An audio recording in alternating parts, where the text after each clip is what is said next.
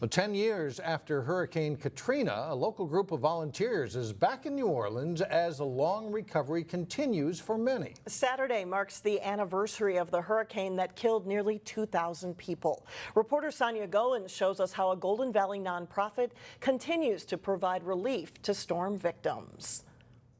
This was our first group of people. The walls of this Golden Valley building are lined with pictures from the Headwaters Relief Organization. The first time we went to New Orleans was in November of 2005. Cheryl Vennerstrom is a volunteer. It's very vivid for me. Images of Katrina are hard to forget. More than 50 levees broke, flooding 80% of New Orleans. There weren't any birds, and you really noticed kind of the absence of life.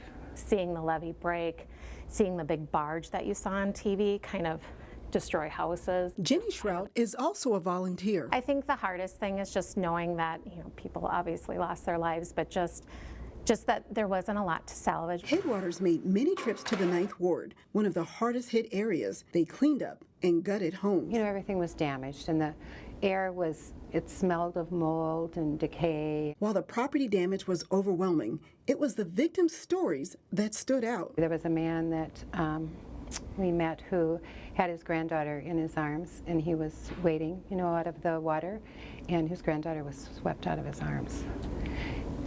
And he lost her. New Orleans eventually rebuilt, and Headwaters contributed to that effort. Volunteers gutted more than 50 homes, rebuilt 5 others, and 4 community buildings. You really felt like you could make an impact, you could really help somebody. There are a lot of connections we made at that time. Headwaters also evolved as a disaster relief agency. In 2007, Headwaters started the River of Hope Mental Health Resource Center to help children and adults in New Orleans.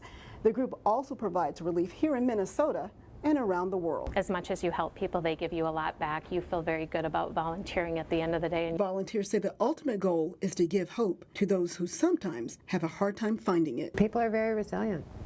People move on, and they learn to, that becomes a part of their life. In Golden Valley, Sonia Goins, 12 News. The group is in New Orleans today to dedicate a new youth center.